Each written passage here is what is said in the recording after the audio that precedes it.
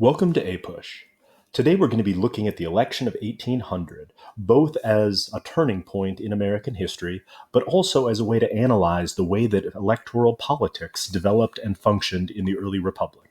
So, without further ado, here are your objectives. Pretty straightforward. Take a moment, pause, and take them in. And let's get back to our story. So, the election of 1800 was a rematch of the election of 1796, in that the Federalists were running President John Adams and the Democratic Republicans were running Thomas Jefferson. The platforms are pretty much the same. The idea of the Federalists, stronger federal government, pro-business and pro-trade, whereas the Republicans, stronger state governments, emphasis on agriculture.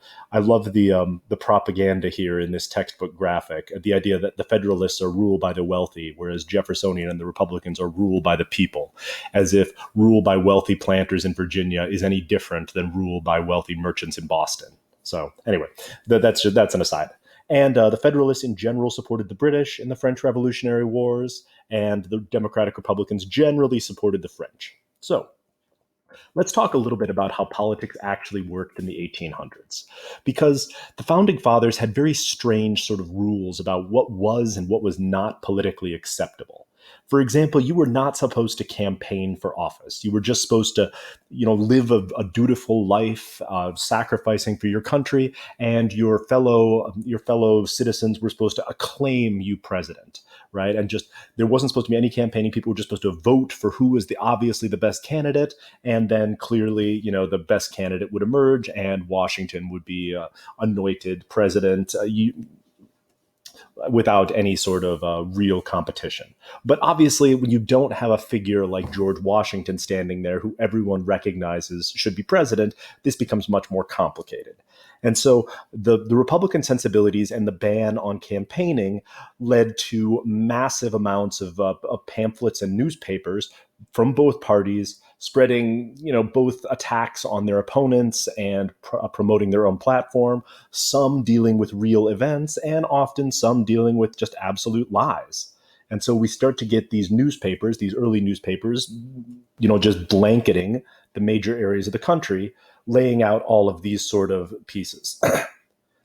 This was especially controversial when one of Jefferson's main proponents, a guy named James Callender, was thrown in jail for violating the Sedition Act for printing things about John Adams, which, again, this is somewhat controversial because you should have freedom of the press under the First Amendment, but then, you have your Alien and Sedition Act, which make it illegal to criticize the president.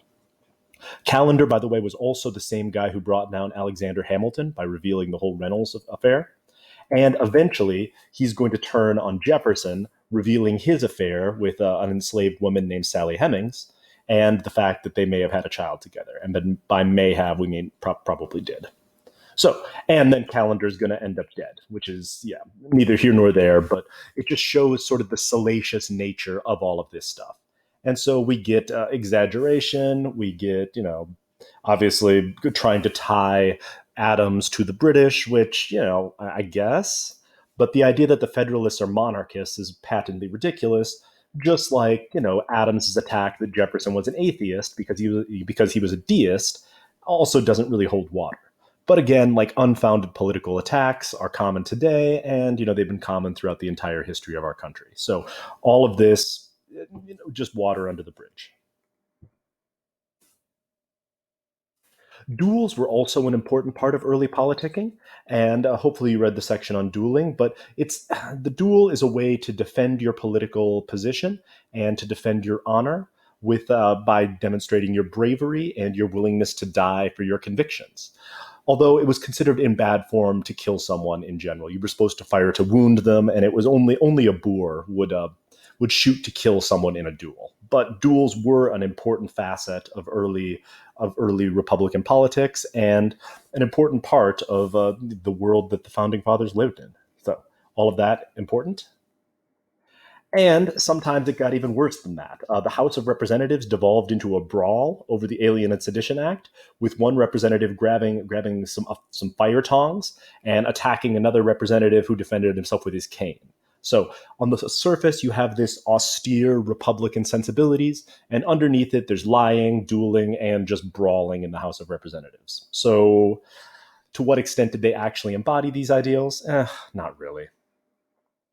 The main issue, of course, is still the French Revolution, which, is still raging at this point, as France is at war with everybody and Napoleon is starting to conquer the Italian peninsula. So, yeah, that's kind of a pressing issue as far as what the United States is going to do here. The Alien and Sedition Acts, of course, were front and center on people's minds, especially the Sedition Act, as newspapermen were starting to get thrown in jail. And so a lot of the campaigning focused on that. And the results of the election are mixed, mainly because of the arrival of Aaron Burr.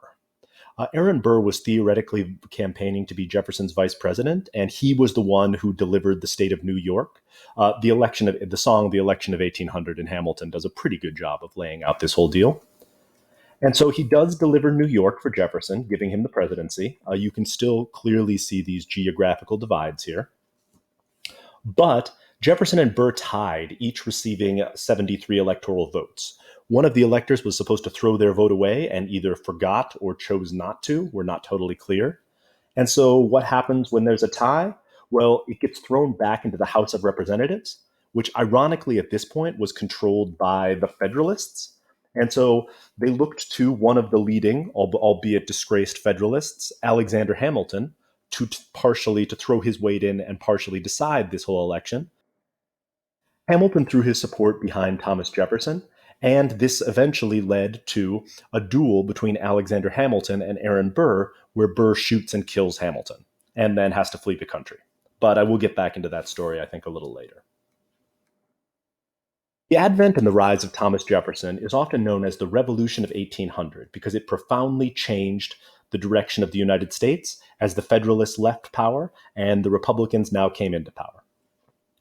An important note is that although John Adams was very disappointed by the result of the election and he did not stay for Jefferson's inauguration, he did pass power peacefully, which there was some concern. Oftentimes when the party that established a country falls from power, they don't always give up that power willingly, and sometimes it leads to a societal collapse.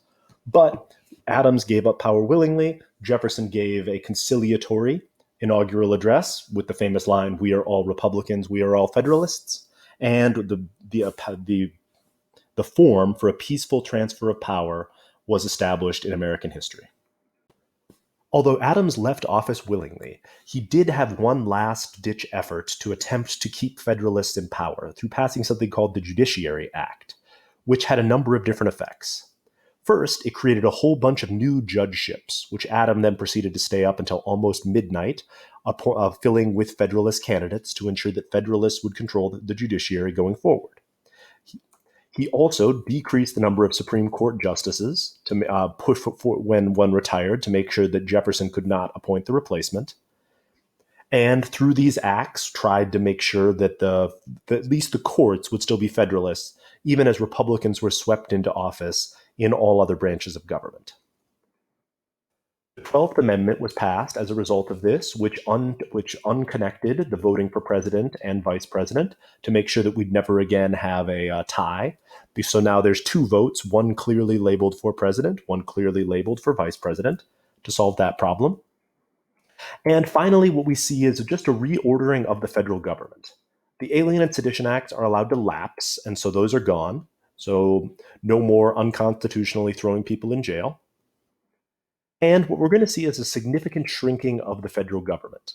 Under Washington, the size of the government bureaucracy, especially under Hamilton's leadership, grew, and Adams kept a lot of those government positions, whereas Jefferson is going to shrink the federal government down to only a few hundred people, get rid of the whiskey tax, and ensure that government funds are coming only from tariffs and from the sale of Western lands.